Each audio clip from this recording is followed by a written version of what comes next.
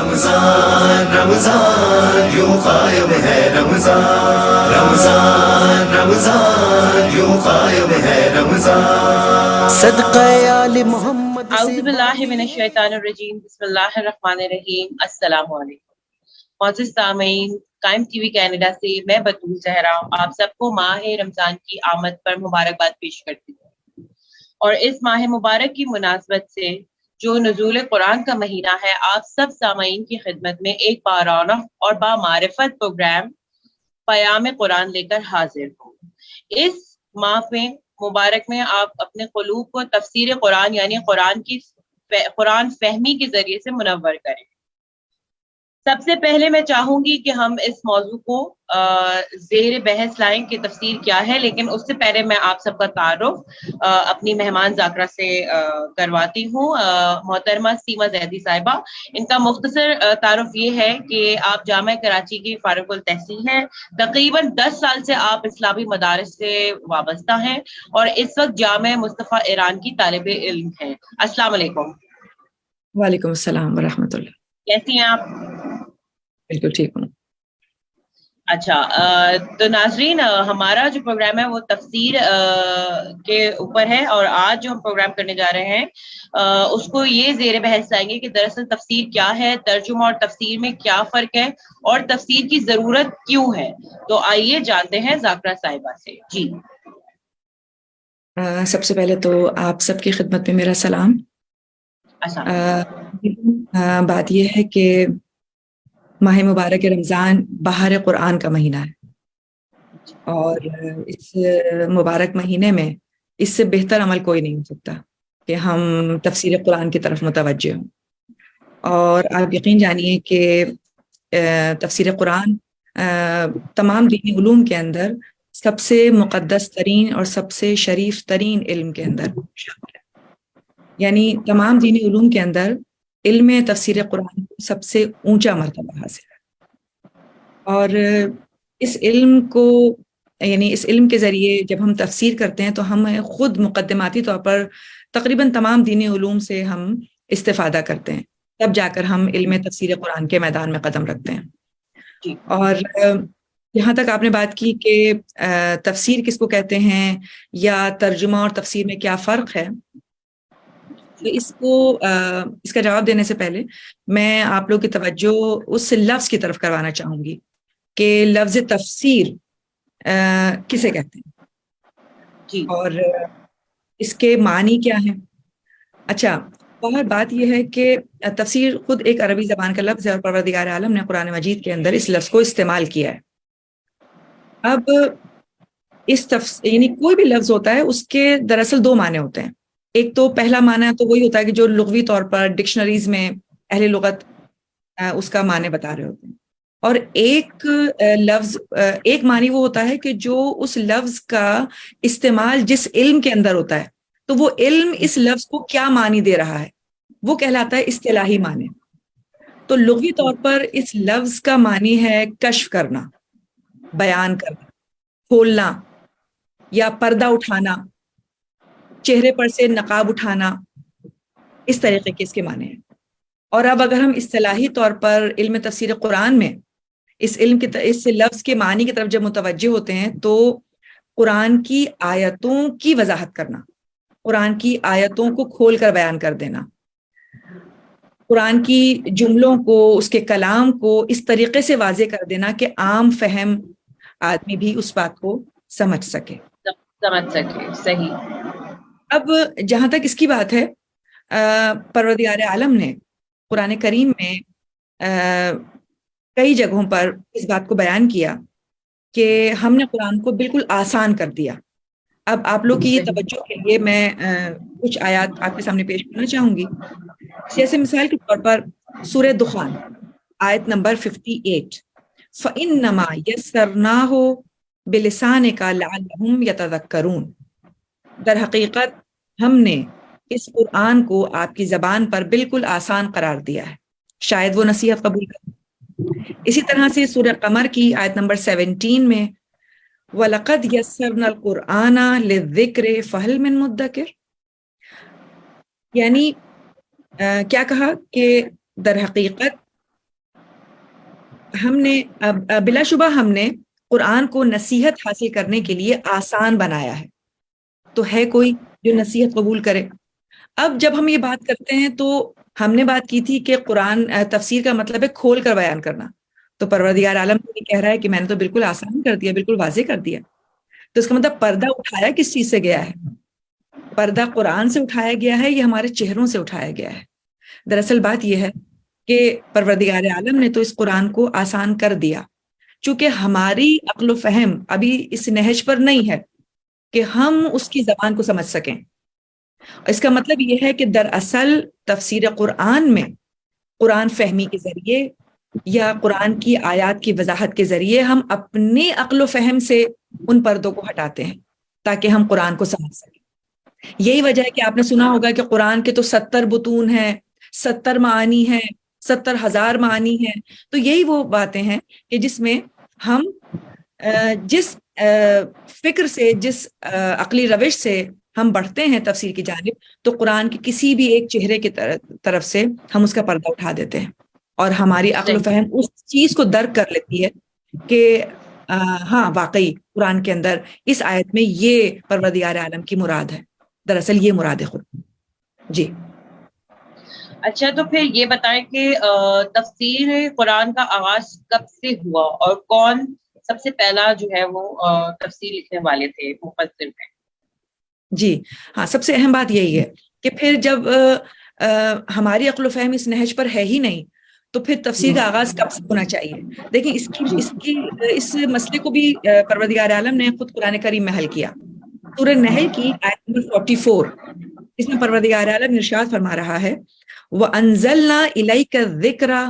لِتُبَيِّنَ لِلنَّاسِ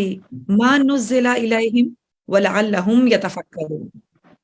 اے رسول، ہم نے قرآن کو آپ پر نازل کیا ہے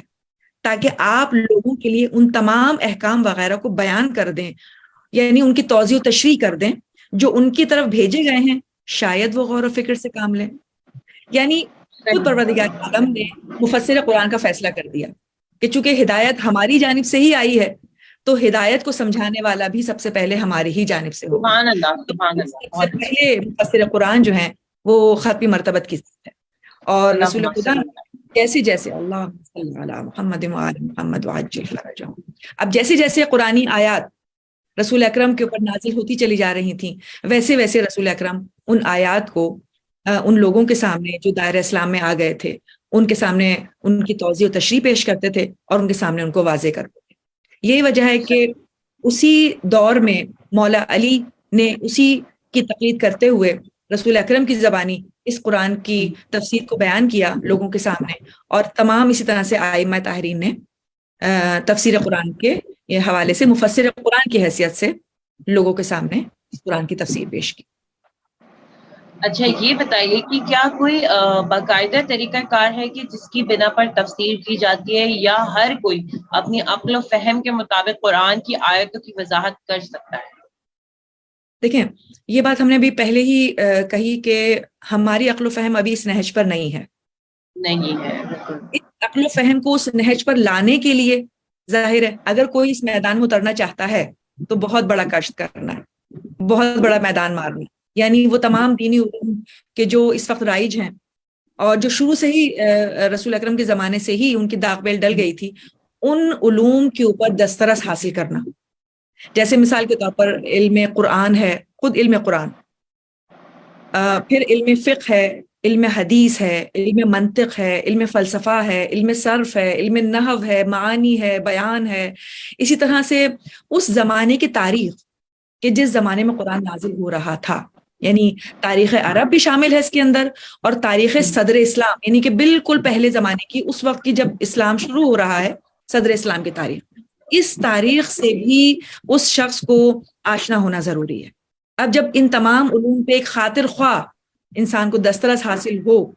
تو پھر وہ اس میدان میں قدم رکھنے کے قابل ہوتا ہے. اور اس کے بعد جب وہ یہ سمجھتا ہے کہ ہاں میں اس قابل ہوں کہ میں اس میدان میں قدم رکھوں، تو اس کے لیے سب سے پہلے اس کو وہ سورس ڈھونڈنی پڑے گی کہ جس سورس کو وہ استعمال کرے اس ٹول کے طور پر،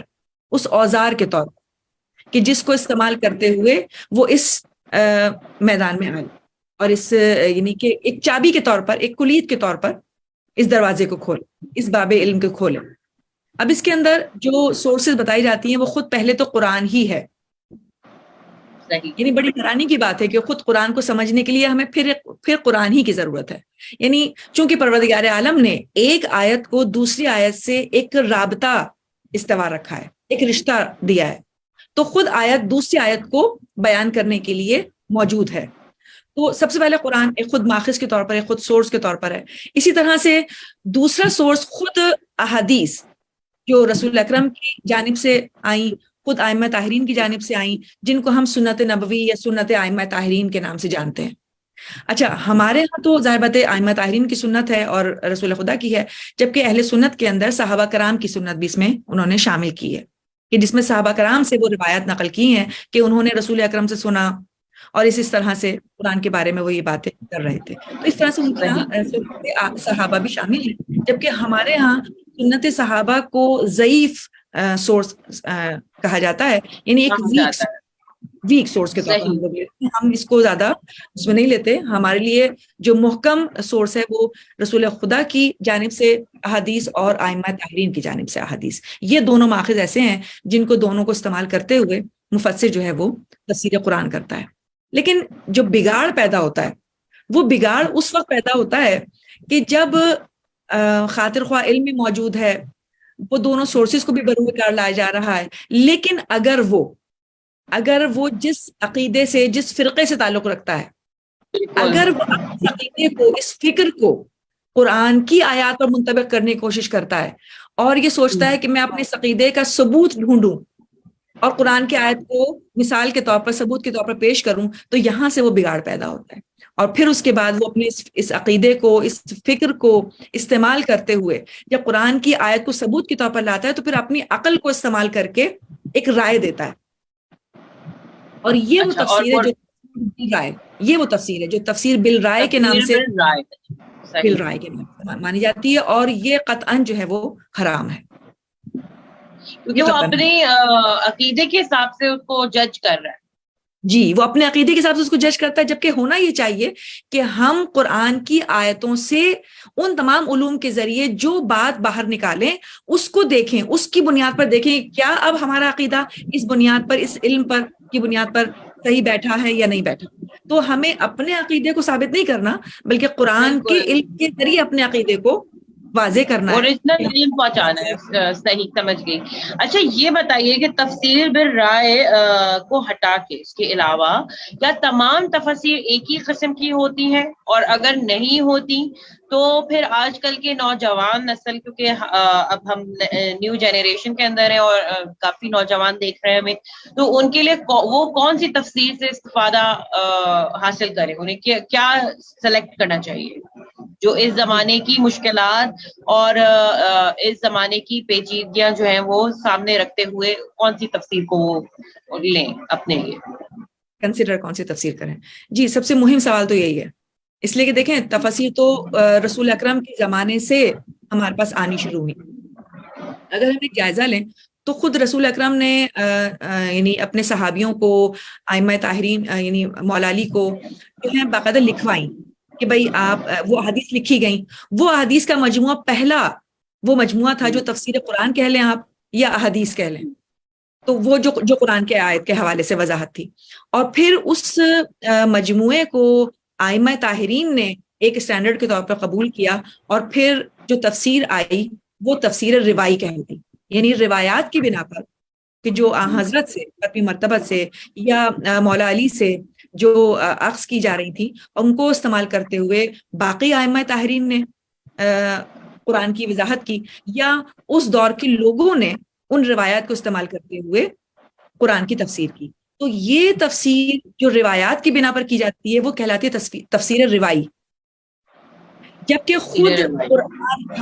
میں نے کہا نا کہ چونکہ ایک سورس قرآن بھی ہے، تو کچھ لوگوں نے اگر قرآن کو ہی استعمال کرتے ہوئے، قرآن کی آیت کو دوسری آیت سے جوڑتے ہوئے اگر کوئی استنباط کیا ہے، تو یہ جو تفسیر ہے وہ تفسیر کہلاتی ہے تفسیر قرآن بالقرآن،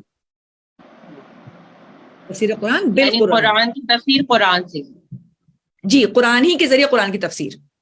اور اس کے لیے ہمارے یعنی اب اس دور میں جو اس سے بہت پہلے کے دور کی جو ہیں ان کو میں تذکرہ کیا کروں، اس وقت کے دور کی اگر میں آپ کو بتاؤں تو قرآن بالقرآن پر سب سے بہترین تفسیر المیزان ہے، جو کہ علامہ محمد حسین طباطبائی صاحب نے تحریر کی، اور معرکۃ الآراء تفسیر یعنی کہ جس کا واقعی کوئی ثانی نہیں ہے، اب تک بھی اس جیسی کوئی تفسیر کوئی لا نہیں سکا جو تفسیر قرآن بالقرآن کے موضوع پر ہمارے سامنے اس وقت موجودہ دور میں دستیاب ہے۔ اسی طرح سے تفسیر روائی میں بہت سارے نام ہیں، اور اگر تھوڑا سا پیچھے کی طرف جائیں تو تفسیر مجمع البیان ہے، تفسیر التبیان ہے، اور خود اس دور میں تفسیر نمونہ ہے۔ اچھا، تفسیر نمونہ کے کون مؤلف ہیں؟ تفسیر نمونہ میں جو ہے نا وہ تھوڑا سا روایتی انداز سے الگ ہٹ کر بات ہے۔ تفسیر نمونہ میں اصل میں ایک فرد واحد نہیں ہے، بلکہ علماء کی ایک پوری جماعت ہے جس نے مل کر ایک علمی کاوش کی ہے اور اس موضوع پر کام کیا ہے۔ تو یہ جو آپ سوال پوچھ رہی تھی کہ اس زمانے کے نوجوانوں کو کس تفسیر سے استفادہ کرنا زیادہ بہتر ہے، تو واقعی ہونا تو یہی چاہیے کہ نوجوان کو یہ دیکھنا چاہیے کہ میں اپنے مذہب کے اوپر تقلید کرتے ہوئے کسی تفسیر کو نہ اٹھاؤں، بلکہ تحقیق کے حوالے سے کہ کس تفسیر میں تحقیق کے کام کو آگے بڑھایا گیا اور موجودہ زمانے کے تقاضوں کو پورا کیا گیا ہے۔ تو اس حوالے سے اگر نوجوان اٹھائے گا تو پھر یقیناً اسے کامیابی ہوگی، یعنی وہ کسی ایک طرز فکر کو نہ دیکھے بلکہ تحقیق کے حوالے سے، جستجو کے حوالے سے جو ہے وہ تفسیر کو اٹھائے۔ اس میں اب دیکھیں چونکہ تفاسیر کئی قسم کی ہیں، تفسیر روائی ہے، تفسیر قرآن بالقرآن ہے، تفسیر علمی ہے، تفسیر عقلی ہے، تفسیر اشاری ہے، تو اب اس کے اندر تفسیر نمونہ میں اگر ہم دیکھیں تو واقعی ہمیں اس میں خاطر خواہ جواب ہمیں مل جائے گا، اس لیے کہ اس میں مختلف مفسرین کو، مختلف علماء کو شامل کیا گیا ہے، اور مختلف تفاسیر کو بھی ایز اے ریفرنس جو ہے وہ کوٹ کیا گیا۔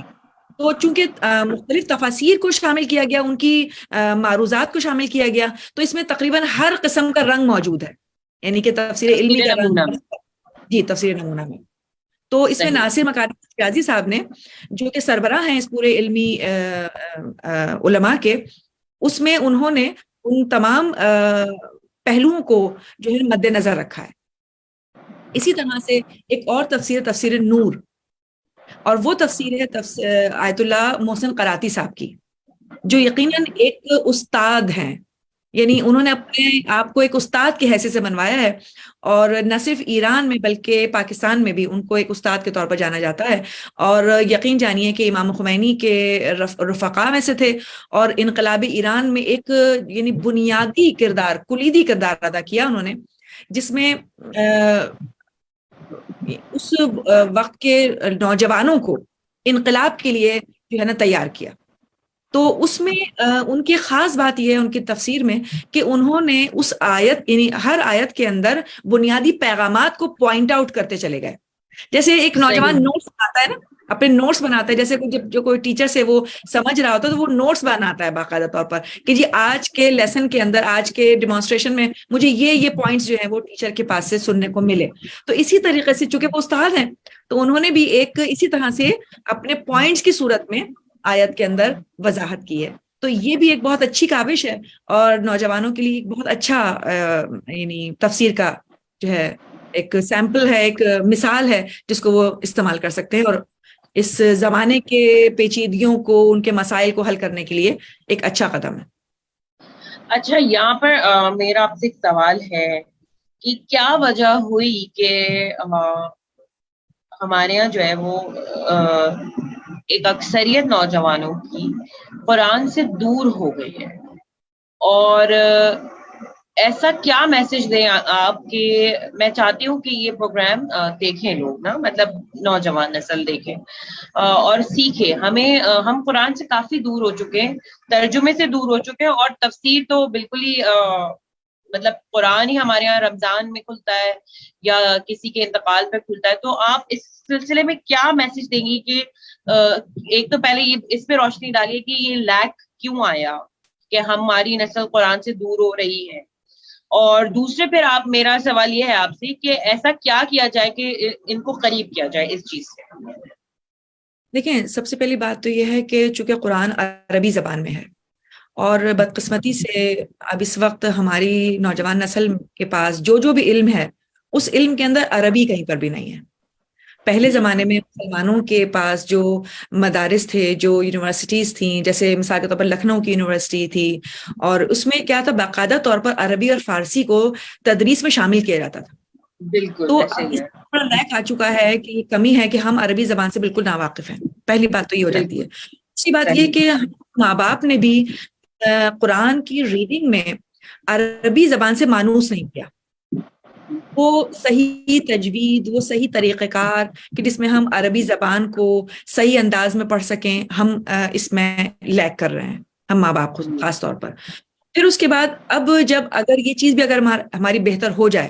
تو کچھ نوجوان یا ہمارے جو یعنی عموماً لوگ کیا کرتے ہیں، وہ کہتے ہیں کہ چونکہ ہمیں عربی زبان نہیں آتی تو ہم بہتر ہے ترجمہ پڑھ لیں، اس کی ٹرانسلیشن پڑھ لیں۔ اور چونکہ آپ کو پتا ہے کہ مختلف زبانوں میں، یعنی کہ بیشتر، یعنی بیش بہا زبانوں میں ترجمہ ہو چکا ہے، اور ہر آدمی چاہتا ہے کہ اپنی خاص اس کی جو مخصوص زبان، قومی زبان ہے، اور جو اس کے علاقائی زبان ہے، اس زبان میں اس کا ترجمہ کر لے۔ لیکن آپ مجھے خود بتائیے، آپ نے بھی ترجمہ پڑھا ہوگا، کیا ترجمے سے واقعی آپ کی سیرابی ہوئی؟ ایسا نہیں نہیں ہوا ہوگا۔ نہیں، یعنی وہ بات نہیں آ پائی ہوگی، وہ چیز نہیں حاصل ہوئی ہوگی کہ اصل میں اس میں مراد خدا کیا تھا، اس میں پروردگار بالکل عالم نے اس آیت کیا۔ اور یہی وجہ بنی ہے کہ ترجمے سے آگے بڑھ کر تفسیر کے میدان میں قدم رکھا گیا، یعنی اس آیت کو بیان کرنے کے لیے ان تمام علوم کو استعمال کرتے ہوئے وضاحت کرنے کی ضرورت پیش آئی، اور یہی تفسیر کی اصل بنیاد ہے۔ اب اگر ہم جیسے مثال تو بھائی اب یہ ہم پروگرامز کر رہے ہیں، اور چونکہ یہ میڈیا کا دور ہے، آپ جانتی ہیں، تو میڈیا کے اس دور میں اگر ہم ایسے پروگرامز پیش کریں جس میں ہم قرآن کو نہایت آسان زبان میں، آسان طریقے سے، ان سوروں کو، اس پیغامات کو جو کہ پروردگار عالم نے اس کے اندر محفوظ کیے ہیں، ہم اپنی صحیح کرتے ہوئے، ان تفاسیر سے استفادہ کرتے ہوئے، ہم نوجوان نسل کو بہت ہی آسان الفاظ میں، آسان زبان میں اس کے متن کو پیش کر دیں، اس کے معانی کو، اس کی تفسیر کو پیش کر دیں، تو یقین جانیے کہ شاید اس طرح سے نوجوان نسل آگے آئے اور اس میدان میں بھی قدم رکھے۔ اور یعنی وہ چاہتے ہیں کہ بالکل ٹپ کے اوپر ان کے وہ چیز آ جائے نا، تو چونکہ ان کے پاس لیپ ٹاپس ہیں، ان کے پاس موبائلز ہیں، تو ایسے پروگرامز جو ہیں واقعی یقین کریں بہت ہی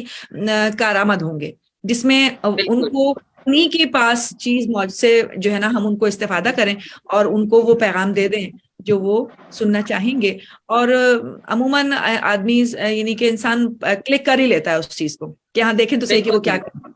تو اگر اس طریقے کے ہم ایک جاذب نظر پروگرام بنا لیں اس چیز کو، اور پروگرام کے تھرو ہم دیں، تو بہت فائدہ ہوگا۔ اچھا، یہاں میں آپ سے سوال اور کر رہی ہوں کہ مجھے یہ بتائیے، مجھے بھی اور سارے اسٹوڈنٹس کو یہ بتائیے جو آپ کو دیکھ رہے ہیں، سن رہے ہیں، کہ قرآن کیوں ضروری ہے ہمارے لیے؟ دیکھیں یہ یہ بہت ہی بیسک کوشچن ہے جو میں آپ سے اس وقت کر رہی ہوں۔ دیکھیں قرآن کیوں ضروری ہے۔ پروردگار عالم نے، آپ جانتی ہیں کہ بیست جو یعنی ظاہری طور پر جس کو سب دنیا مان رہی ہے کہ رسول خدا کو 40 سال کی عمر میں نبوت ملی، یہ سب کے سب کہا جاتا ہے نا، ہم کہتے ہیں کہ پہلے سے نبی تھے، اس بات سے قطع نظر آغاز جب ہوا، جب یہ کہا گیا کہ اے نبی اب تم شروع کر دو، تو آغاز کس چیز سے ہوا؟ کلام الہی سے، اقرا بالکل، جس میں ربک الذی خلق، یعنی پہلا ہی پیغام قرآن کریم کا وہ جملہ ہے جس میں پروردگار عالم پڑھو اپنے رب کے نام سے، پڑھو اپنے رب کے نام سے۔ اب دیکھیں، ایک طرف ہے قرآن کریم جو صامت ہے، خاموش ہے، اور ایک طرف ہے قرآن ناطق جو بول رہا ہے۔ لیکن یہ بول کیا رہا ہے؟ یہ بول اسی صامت چیز کو رہا ہے، اسی قرآن بالکل، کریم یہ کو۔ آپ مجھے قرآن کے بتائیں علاوہ کیا جی، جب ایک نبی کو اپنی امت کی تبلیغ کے لیے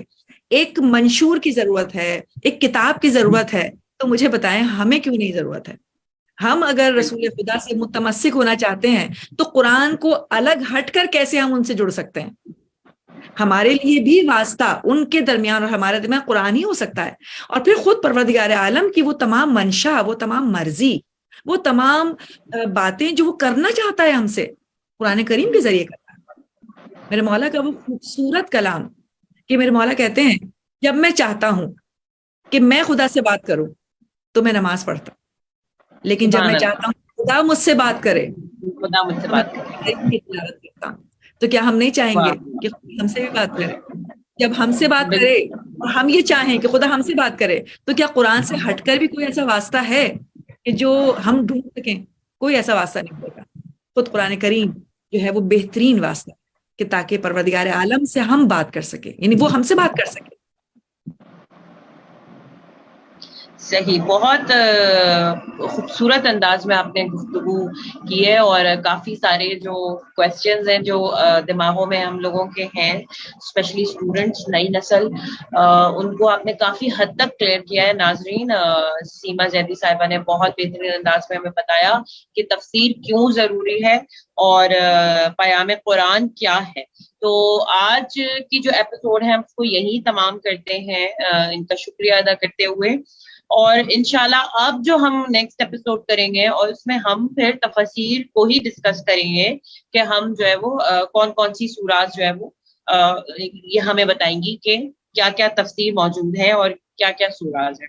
تو پروگرام کو یہاں پر اختتام کرتی ہوں اور یہ کہتی ہوں کہ رمضان میں بے شک